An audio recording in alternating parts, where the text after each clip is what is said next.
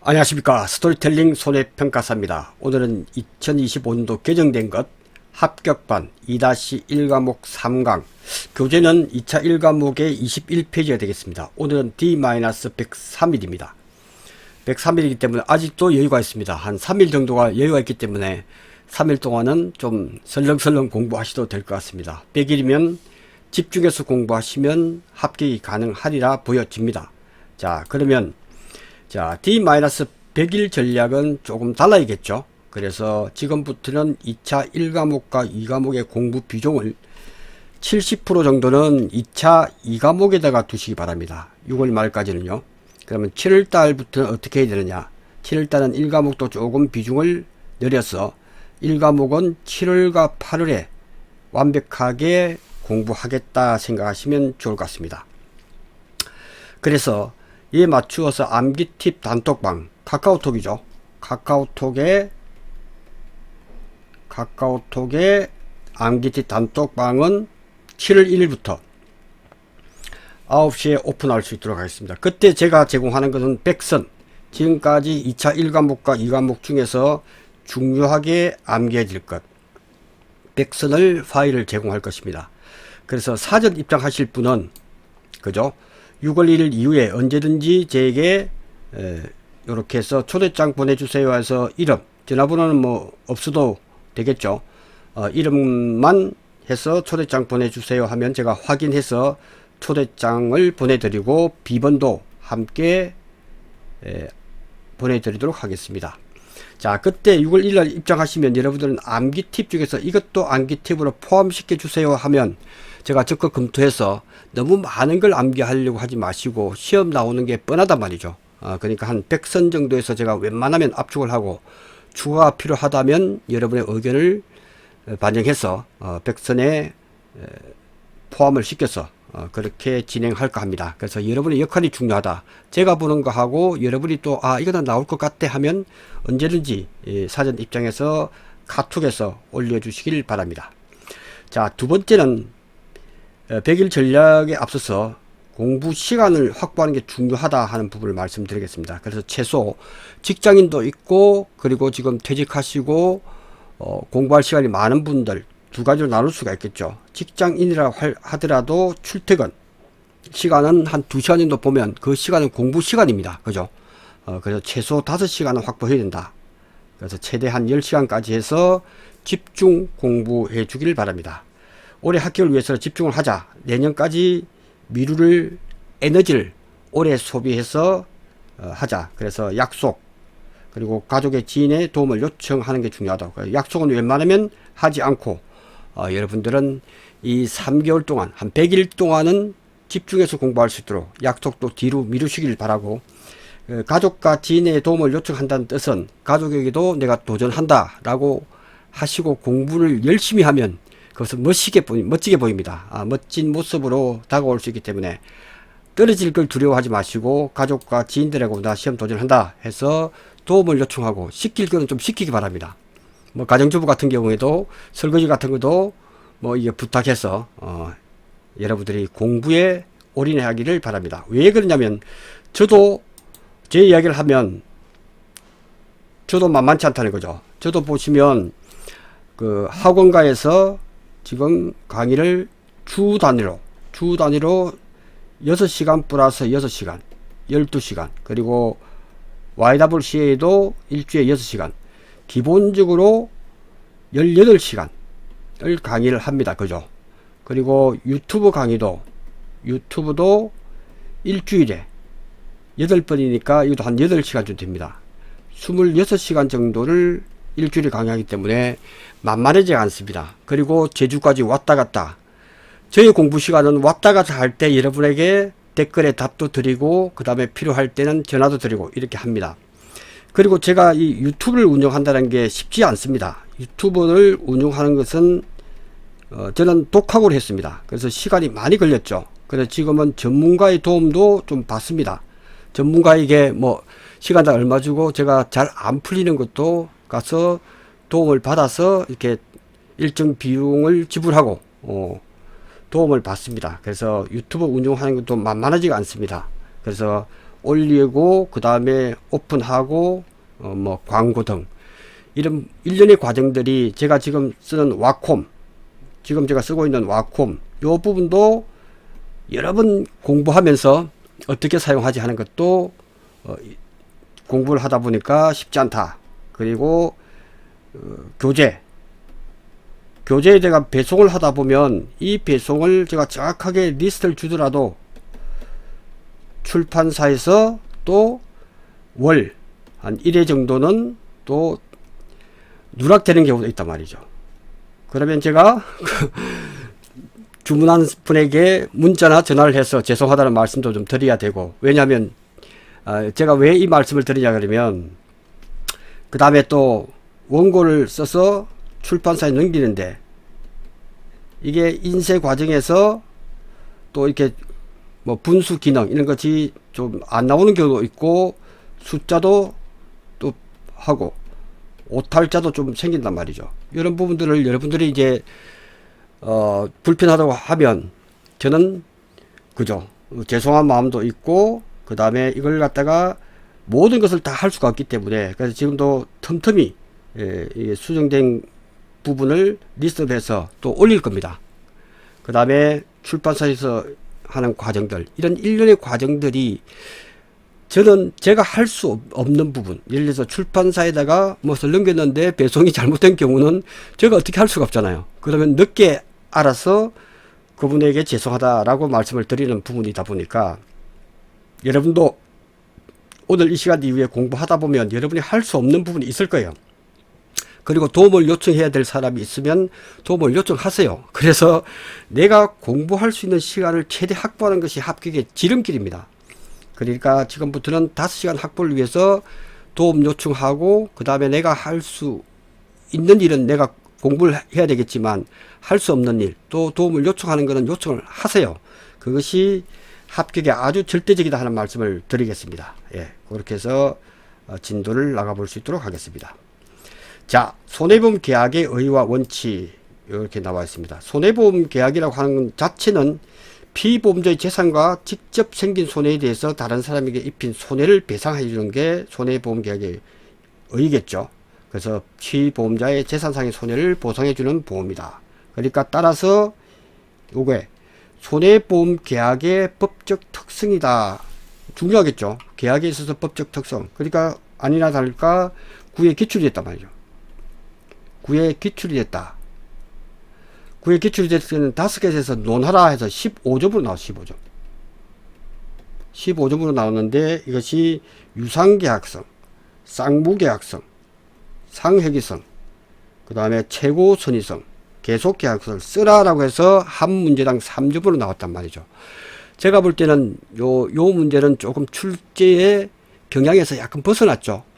쓰라고 했을 때 요렇게 하는 문제는 9회 때 이후에는 딱 한 번 나왔기 때문에 제가 볼 때는 5점짜리 3문제로 나올 확률이 높다라고 말씀을 드리고, 이때 15점 혹시 나온다면 여러분은 한 페이지 1페이지에다가 많이 쓰라, 많이 쓸 것. 두 번째, 또 핵심 키워드만 써도 된다. 그래도 통상적으로 제가 요 문제에 대해서 물어보니까 답안 쓴 사람은 한 12점 정도 받은 것 같아요. 많이 쓰니까. 그래서 혹시 나오게 되면 쓰라라고 했을 때는 좀 많이 쓰는 걸로 가닥을 잡으시면 좋을 것 같다. 그리고 자신 있으면 키워드만 요것만 쓰면 되겠죠. 요것만 써도 15점을 다 받았다고 합니다. 예, 이렇게 해서 정리를 좀 하자.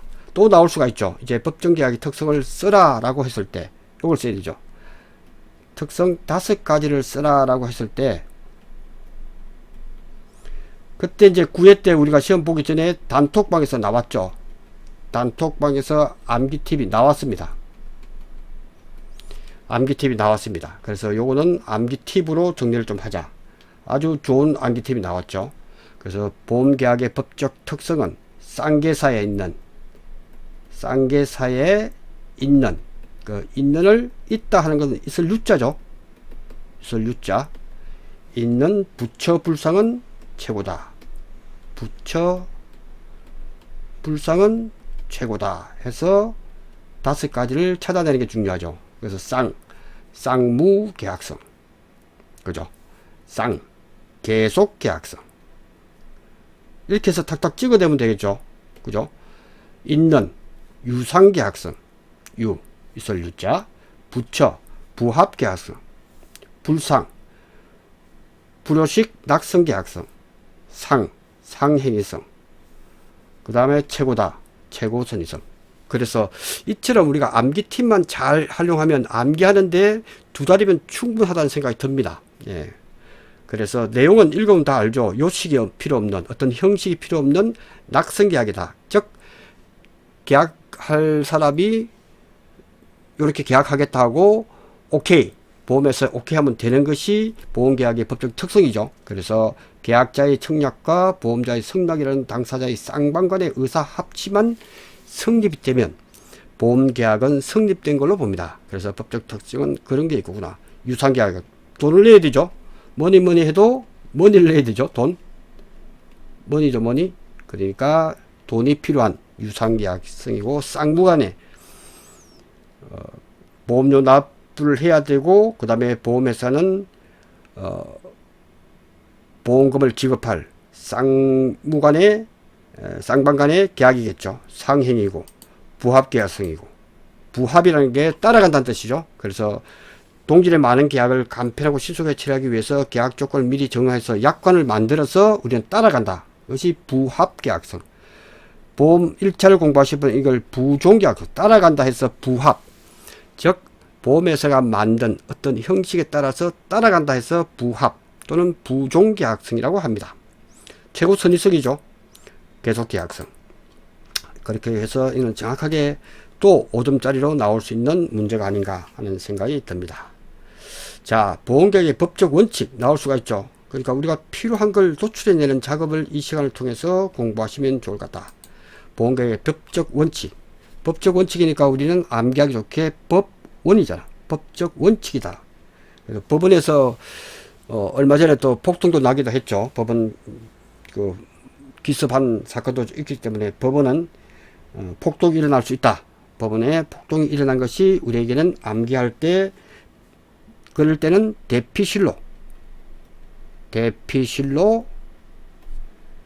최선을 다해 뛰어야 되겠죠. 도망가야 되죠. 최선을 다해서 뛰어라. 그래서 이걸 암기 팁을 하면 대피실,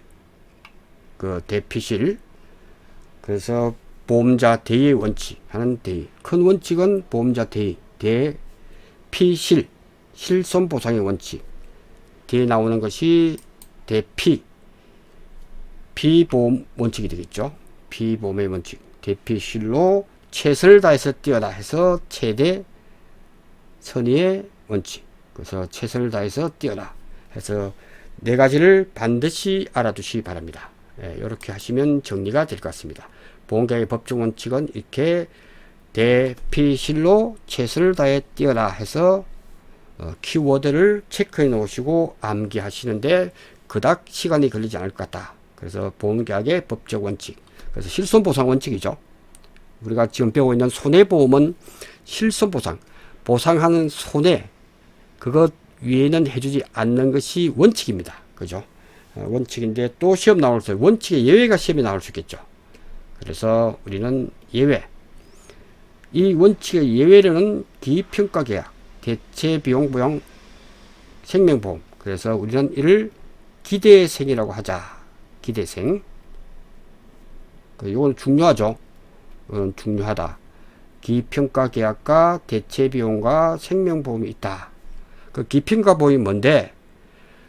그럴 때 전손이 발생한 경우에 미리 약정 금액을 지급하기로 한 계약. 그러니까 사고 당시에 일어난 그 손실을 보장해 주는 것이 아니고 우리는 이미 평가를 해버린 기평가 계약으로 하고 사고 났을 때 그걸 해줘. 뭐 골동품, 미술품, 가보 등이 여기에 해당되겠죠. 기평가를 하고 난 뒤에. 그래서 기평가 계약이다 하는 부분에서 반드시 알아두시고 암기해 주시길 바랍니다. 대체비용 손해. 대체비용은 손실 지급액을 결정할 때 감가상각을 고려하지 않는 보험. 그죠? 그래서 우리가 대체보험일 때 우리가 실제로 보면 요번에 새로 생긴 해가림 시설이나 농업용 및 부대 시설에서도 우리는 재조달 가액 특약을 가입을 했다라고 하는 것은 가입 시에 중고인 1,000만원인데 요게 새로 했을 때 1,300만원이 든다면 사고가 났을 때 1,400만원 해달라는 실손보상이 아니죠. 1,000만원의 가치가 1,300만원으로 재조달 가액을 하는 특약을 가입을 했다면 이거는 1,300을 들더라도 다시 그것을 손실이 났을 때 그만큼 해주겠다는 뜻입니다. 그래서 대체 비용이 보험이다 하는 부분을 반드시 알아두시기를 바랍니다. 대체 비용입니다. 자동차 보험에서는 그거죠. 우리가 자동차 났을 때 차량이 파손됐을 때 그 파손을 수리해주면 끝나는데 그 당시에 차종을 기준으로 렌트카를 빌려주는 그것도 서비스죠. 그것도 하나의 대체 비용으로 볼 수가 있다. 그렇게 보시면 될 것 같습니다. 그 다음 생명보험도 실손보상이 아니죠. 사망이나 부상의 경우 실제 손실이 얼마나 되는지 측정할 방법이 없고 부상했을 때 우리가 치료비가 100만원 나왔으면 그 치료비만 해주면 실손보상이 되겠지만 치료비 플러스 휴업손해, 일하지 못한 손해에 대해서도 보상을 해줍니다. 이런 것들도 하나의 실손보상의 원칙의 예외다 하는 부분이 중요하겠죠. 그래서 실손보상의 원칙의 예외는 중요하다. 이 원칙의 예외는 이 세 가지 기대생이다 하는 것을 반드시 기억을 하고 암기를 해야 된다 하는 부분이 중요한 부분이 되겠습니다. 예, 이렇게 해서 정리할 수 있도록 하겠습니다. 그 다음 22페이지 가겠습니다. 자, 그리고 목적물 대위와 잔존물 대위, 청구권 대위, 이것도 중요한 부분이죠. 이 부분도 우리 보험자 대위의 원칙에 대해서도 반드시 알아야 된다. 보험자 대위다 하는 뜻, 대위다 하는 것은 대신 위치가 바뀌는 거죠. 대위한다. 그러니까 보험회사는 보험금을 지급해주고 그것을 구상권을 다른 사람에게 다시 받을 수 있는 권리가 되겠죠. 예를 들면 보험에 가입한 시설물이 있겠죠. 요 시설물이 있는데 내가 A고 B라는 사람이 화재가 났단 말이죠. 화재가 막 나서 이게 옮겨 붙었단 말이에요. 홀라당 타버렸어. 이게 1,000만원의 손실을 가져왔다라고 했을 때 A는 너가 잘못했기 때문에 받을 수가 있지만 받는 부분이 쉽지 않기 때문에 보험회사가 개입을 합니다. 즉 우리는 이걸 1,000만원 받을 걸 보험회사에서 받습니다. 보험회사는 주고 보험회사는 너가 잘못했기 때문에 1,000만원 다시 주시오 라고 해서 보험회사 대신 받습니다. 그래서 A는 B로부터 받고 보험회사 이중으로 받을 수가 없죠. 그러니까 보험자 대위는 A라는 사람이 보험에 가입을 했을 경우 1,000만원이 홀라당 타버렸을 경우 보험회사로부터 지급을 받고 보험회사는 권리를 갖죠.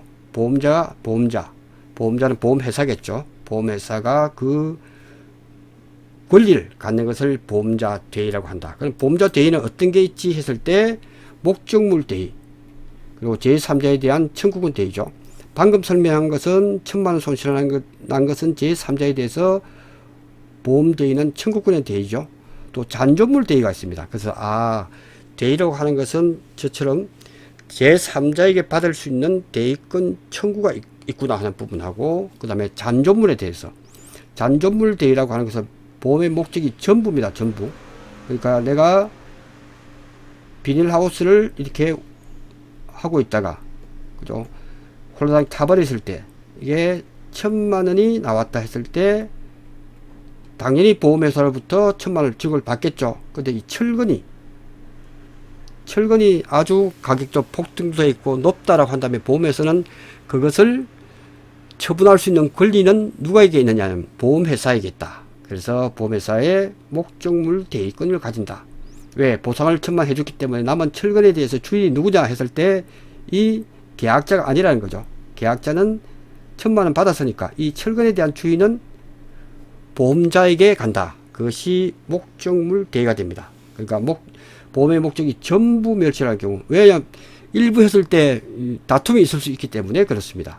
그래서 보험의 목적이 전부 멸실한 경우에 보험금액의 전부를 지급한 보험자는 그 목적에 대해서 피보험자의 권리를 취득합니다. 주인은 바로 보험회사가 된다 하는 그런 뜻으로 이해하면 좋을 것 같습니다.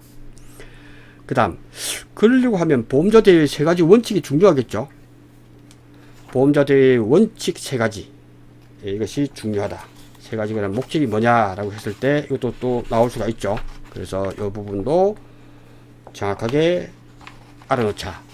제3자, 자, 보험자 대위 원칙 세 가지 목적이 뭐냐 했을 때 중요한 게 뭐냐. 자, 보험자 대위 했을 때 그러면 이렇게 하니까 요렇게 계약자가 있는데 계약자가 타인으로부터 화재를 옮겨 붙어 가지고 불타버렸을 때 이때 보험금 1,000만 원을 받았을 때 보험료가 문제가 되겠죠. 그죠? 그러니까 보험료가 인상되는 것을 방지하기 위해서, 왜? 보험회사가 이 사람한테 받기 때문에, 그래서 보험료가 인상되는 것을 방지해야 되겠죠. 그 다음, 피보험자가 동일한 손실에 대해서 책임 있는 제3자와 보험자로부터 이중보상을 받아서 이익을 얻는 것을 방지하는 목적이 있죠. 그래서 여기서 1,000만 원을 받았기 때문에, 그죠? 요 다시 받을 수 없는 제3자와 보험자로부터 이중보상을 받아서 이익을 얻는 것을 방지해야 되겠죠. 그것 때문에 보험자 대위의 원칙 세 가지의 목적이 되겠습니다. 그 다음, 보험자가 보험금 대위권을 행사함으로써 과실 있는 제3자에게 손실발생 책임을 묻는 효과가 있겠죠. 이 세 가지가 그림으로써 완전히 이해하는 것이 좋을 것 같고, 그래서 이때는 이자 제로라 한다. 이중보상을 받아 하는 이 제3자 이자가 책임이 없다 제로, 이렇게 한번 암기하는 것도 좋은 방법이고, 이 상황을 그림을 그려놓고 보험자 대위의 원칙 세 가지의 그 목적이 뭘까 했을 때는 이 그림을 통해서 하는 부분, 키워드는 이자가 제로다. 이렇게 해서 이중보상을 받아서 이익을 얻는 것을 방지하는 목적이 있죠. 그죠? 이자, 제3자에게 발생의 책임을 묻는 효과가 있고, 그 다음에 제로니까 책임이 없으니까 제로죠.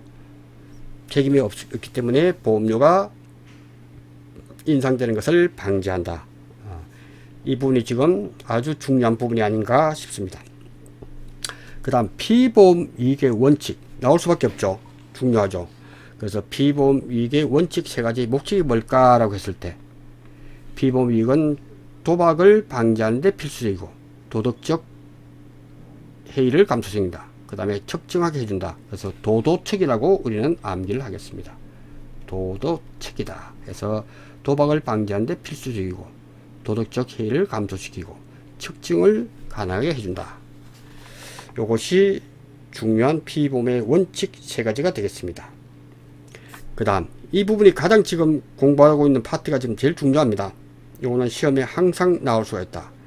그 다음, 최대 선의, 신의성실의 원칙은 크게 세 가지로 나온다. 시험 나오기 좋게 딱 세 가지죠. 최대 선의 원칙 세 가지는 이렇게 괄호넣기 나올 수가 있죠. 고지해야 된다. 은폐, 담보, 원리에서 유도했다. 세 가지 나오죠. 최대 선의 원칙은 고지사항을 정확하게 알려줘야 됩니다. 그죠? 그래서 명백하게 중요한 고지사항을 틀리게 고지했을 때는 보험계약이 무효화될 수 있고 하기 때문에 최대 선의 원칙은 중요하다. 고지, 은폐, 담보다. 고지가 뭔데 했을 때 고지는 바로 이런 것들을 고지라고 한다. 그죠? 계약자가 보험계약이 체결되기 전에 보험자가 요구하는 사항에 대해서 사실 및 의견을 제시하는 것, 이렇게 나왔을 때 우리는 이를 고지라고 한다. 은폐, 중요한 사실을 고지하지 않고 의도적이거나 무의식적으로 숨기는 것을 우리는 은폐, 숨기는 거죠. 은폐, 의식적 불고지라고도 합니다. 의식적으로 알려주지 않는 거죠. 담보된다. 그래서 담보, 이 세 가지가 중요한 기능이다. 그래서 계약자가 준수해야 될, 효력을 유지하기 위해서 계약자가 준수해야 하는 조건, 이런 것들이 하나의 담보죠. 개런티라고 하죠. 영어로 개런티라고 하는 것이 바로 중요한 담보의 기능이다. 그래서 최대 선의 원칙은 고지, 은폐, 담보, 이는 중요하다 해서 꼭 알아야 될 부분이다 라고 말씀을 드리겠습니다. 그 다음에 23페이지로 가볼까요? 23페이지로 가면 보험계약의 당사자의 의무, 요거는 1차 공부할 때 많이 공부를 했을 걸로 생각이 됩니다. 보험자의 의무와 보험계약자 피보험자의 의무다 하는 부분은 1차 공부하실 때 한 걸로 생각하고, 고지 의무는 보험계약 체결 전에, 그 다음에 통지 의무는 계약 체결 후에 할 수 있는 것이, 고지는 계약 체결 전이죠. 계약 체결 전이고, 계약 체결 후는 이제 위험이 변경되거나 증가될 때 통지 의무를 합니다. 예를 들어서 사무직일 때 보험계약을 했다가 내가 건설 현장에 가면 위험이 높겠죠. 그럴 경우에 해서 이렇게 하는 이유는 돈하고 관련이 있죠. 돈. 보험료가 인상이 될 요인도 되겠죠. 왜? 계약 체결 당시와 계약 체결 후에 변동사항이 있으면 반드시 통지를 해야 되기 때문에 통지 의무, 계약 체결 시는 고지 의무, 이렇게 해서 정리를 해 두시면 좋을 것 같습니다. 그 다음에 위험 유지 의무죠. 보험기간 중에 계약자 또는 피보험자나 보험수익자는 스스로 보험자의 동의 없이 위험을 증가시키거나 제3자에 의해서 증가시키도록 하여서는 안 되는 의무, 위험의 유지, 계약 체결 당시에 그 컨디션이죠. 조건이죠. 그 조건을 그대로 유지할 의무가 있다 하는 부분에서 가로넣기 위험 유지 의무를 설명하고 있습니다. 그 다음에 보험사고 발생했을 때 통지 의무가 반드시 있어야 된다 하는 부분을 말씀을 드리겠습니다. 자, 손해방지 경감 의무, 보험사고 났을 때 손해방지 경감 의무의 범위, 이렇게 해서 손해방지를 해야 되죠. 우리 집에 불이 났다면, 불이 막 나는데 이것을 소화기를 끌려고 하는 노력을 해야 되겠죠. 손해방지 경감 의무가 있다 하는 부분에서 알아두시고, 그 다음에 손해방지의 경감 비용은 어떻게 하는데, 상품에서 손해방지를 위해서 계약자 등이 부담하였던 필요 유익한 비용과 보상액이 보험금액을 초과한 경우에도 보험자가 이를 부담하게 된다. 이 부분은 우리가 이 과목에서 배울 AA, BB, C 중에서 AA라고 하는 것은 목적물에 대한 손해, A의 의미죠. 플러스 잔존물 제거비용, 이것은 보험 가입 금액을 한도로 지급을 하지만 요 초과되는 BC, 요 B라고 하는 것이 바로 손대잔이죠. 손해방지비용,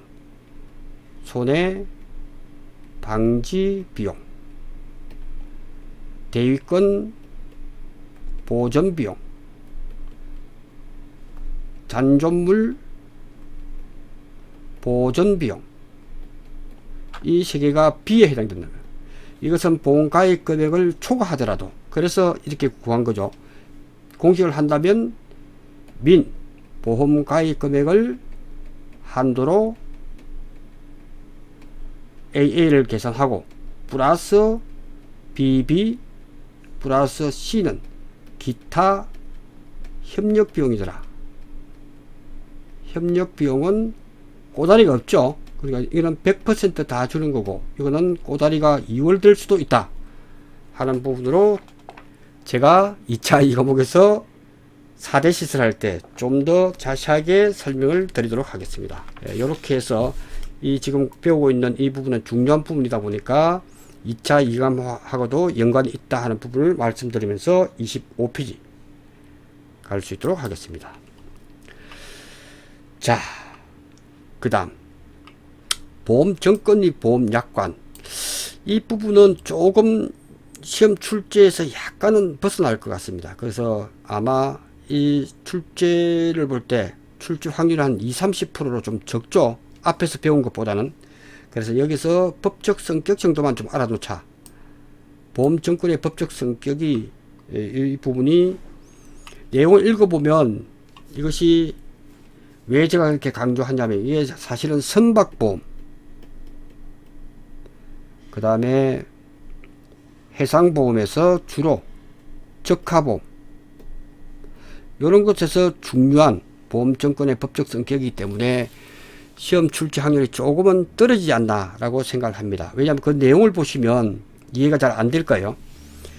면책 정권성이다. 책임을 면하는 정권성이다. 이게 이상하죠. 보험자가 보험금 등의 급여 지급에 있어서 제시자의 자격 유무를 조사할 권리는 있으나 보험 의무는 없는 면책 특권이다. 이게 우리가 통상적으로 하는 화재보험, 그 다음에 생명보험하고는 약간 동떨어진 내용이지만 포괄적으로 보험증권의 법적 성격은 다 이렇다는 것 때문에 그래요. 그래서 이 부분에 대해서 내용이 조금은 이해하기 힘든 부분도 있을 거다. 그런데 이것이 바로 이런 부분들, 선박이나 해상보험에 있을 때 사고가 났을 때, 선박이 가라앉았을 때 정권이 제일 중요해요. 정권이 있는데 가져와서 보험금을 청구하면 그것이 우리가 집문서처럼 생각하고 오케이 집문서 가져왔기 때문에 그걸 보고 보험이 접수된 걸로 보고 계약 처리를 해서 보험금이 나가는 경우가 있습니다. 물론 정확하게 보험증권에 명시된 그 피보험자에게 돈은 지급되지만 난 청구한 적 없다라고 오리발을 낼 수가 없단 말이죠. 그래서 보험회사가 그래서 보험자가 보험금 등의 급여 지급에 있어서 제시자의 자격 유무 그 사람이 누군지 묻지 않아도 조사할 권리는 있으나 의무는 없다 해서 책임 없어. 왜 우리는 그것들을 했을 뿐이야 라고 하기 때문에 이런 부분들은 해상보험에 국한되다 보니 해상보험에서 포괄적으로 되다 보니 보험증권의 법적 성격은 중요하지만 그래도 우리는 핵심만 좀 하자. 그래서 암기 팁으로 보험증권의 법적 성격이다 라고 했을 때 이 부분에 대해서 우리는 쓸 수 있는 것 그리고 이 내용이 혹시 제가 설명드린 부분에서 혹시 나온다면 우리는 암기 팁으로 하나만 암기해 놓고 그냥 좀 지나치자. 그래서 보험증권의 법적 성격하면 우리는 면상 보고 얼굴 보고 면상 이 얼굴이죠. 얼굴을 면상이라고 그러죠. 면상 보고 유정할게요. 유정할게요. 해서 우리는 면상 보고 유정할게요 해서 5가지로 그래서 면책정권성이다. 면책정권성이다. 그 다음에 그 상은 디피즈에 나오는 상환정권성이다. 면상 보고 유정할게요 할 때 유가정권성이다. 정거정권성이다. 유정할게요 요식적이다. 불요식이 아닙니다. 불요식 낙승계약이 아니기 때문에 어떤 형태 요식이 있는 정권이다 하는 부분에서 알아두시고 이걸 완전히 이해하고 암기하기 힘드니 보험증권의 법적 성격은 5가지로 면상보고 유정한다 해서 5가지 핵심 타이틀만 알아두고 이런 내용을 설명하면서 쓰라라고 하는 문제는 안 나오지만 그래도 이런 부분들은 알아서 이런 부분이 할 때 보험증권의 법적 성격 중 해당하는 설명에 대해서 뭐 쓰라고 했을 때는 요식정권성이다. 정거정권성이다. 면책정권성이다. 이 정도는 알아둘 필요는 있다. 상환정권성, 유가정권성이다. 이렇게 해서 정리하는 걸로 하겠습니다. 자, 요하고 잠시 쉬었다가 보험약관부터 중요하죠.